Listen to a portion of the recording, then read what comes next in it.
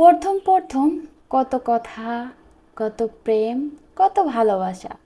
সময় পেলেই মেসেজ দেওয়া, মন খারাপ থাকলে কল দিয়ে মন ভালো করা, 3 বেলা খাইছি কিনা সেটার খবর নেওয়া, রাত হলেই সারা রাত জেগে মেসেজ করা, দুষ্ট মিষ্টি ঝগড়া করা।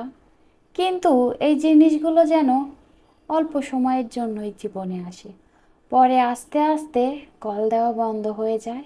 আগের মতো সময় পেলেও আগের মতো আর মেসেজ আসে না, আর আগের মতো রাত জেগে কথাও বলা হয় না। আগের মতো কেউ বলে না খাবার খাইছো কিনা। আগের মতো সেই দুষ্টু মিষ্টি ঝগড়াটাও আর হয় না। সে তার মতো ব্যস্ত হয়ে গেছে, সে তার মতো চলা শুরু করেছে। আস্তে আস্তে আমায় যেন পর করে দিচ্ছে। আমি যেন আস্তে আস্তে সেই দিনগুলো আরো বেশি মিস করছি। প্রিয়, সেই দিনগুলো কি মনে আছে তোমার? আমি কিন্তু এখনো রাত হলে সেই দিনগুলোর কথা ভাবি। সেই দিনগুলো আমি বড্ড মিস করি। তুমি করো কিনা আমি জানি না, তবে আমার কিন্তু প্রায় দিনই মনে পড়ে। যেদিন বেশি মন খারাপ হয় সেদিন আরো বেশি করে মনে পড়ে। তোমার কি মনে পড়ে সেই দিনগুলো? আমি খুবই খুবই মিস করি। I miss you. সেই দিনগুলো, সেই দিনগুলো যদি আমার জীবনে আবার ফিরে আসতো, তাহলে মনে হয় বলে দিতাম আল্লাহকে, যে আল্লাহ, পৃথিবীটা এখানেই থমকে দাও। আমি এভাবে থাকতে চাই আমার প্রিয়র কাছে সারা জীবন। আসসালামু আলাইকুম, কেমন আছেন সবাই? আশা করি ভালো আছেন। আলহামদুলিল্লাহ, আমিও ভালো আছি। এতক্ষণ ধরে যে কথাগুলো শুনলেন সেই কথাগুলো কিন্তু আমার মনের কথা। তো এই কথাগুলো আসলে কারোর সাথে মিল আছে কিনা আমি জানি না, তবে আমার কাছে খুবই খুবই খুবই মনের কথা বলতে পারেন।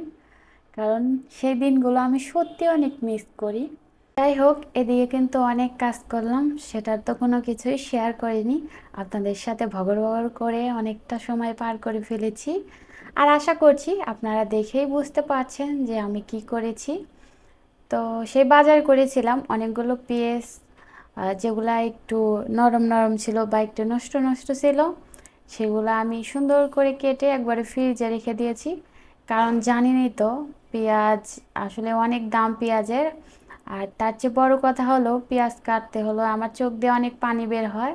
তো সেই জন্য কি করলাম, একদিন কান্না করছি, এখন 1 সপ্তাহ বসে খাবো। ভালো না?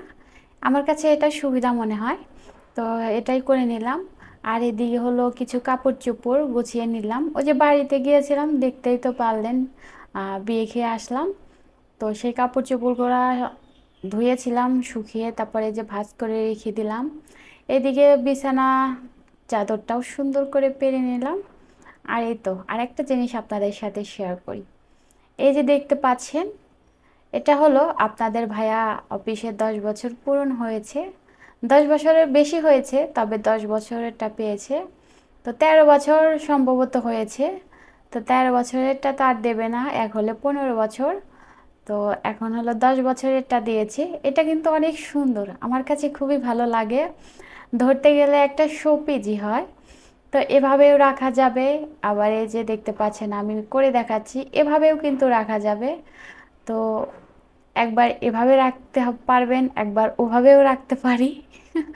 আপনাদের বলছি যে রাখতে পারেন, আসলে এটা তো আমার ঘরে। তো যাই হোক, এই যে আমি এভাবে রেখেছি। তো কেমন লাগছে বলেন তো? এটা খুব সুন্দর হয়েছে না? আমার কাছে তো খুব ভালো লেগেছে। আপনাদের কাছে কেমন লাগছে সেটা কিন্তু অবশ্যই কমেন্টে জানিয়ে দেবেন। তারপরে এই যে আমি ওয়ার্ডরোবটাও সুন্দর করে মুছে নিয়েছি। এখানে যা যা আছে সব কিছুই কাজ করে নিয়ে চলে যাব রান্নাঘরে। তো রান্নাঘরে ক্যামেরা আর ওপেন করিনি, পরে রান্নাবান্না শেষের দিকে এখন সে ভিডিওটা ওপেন করলাম। তো এদিকে দেখতে পাচ্ছেন মাছ, আমি মাছটা হলো আজকে ভুনা করব।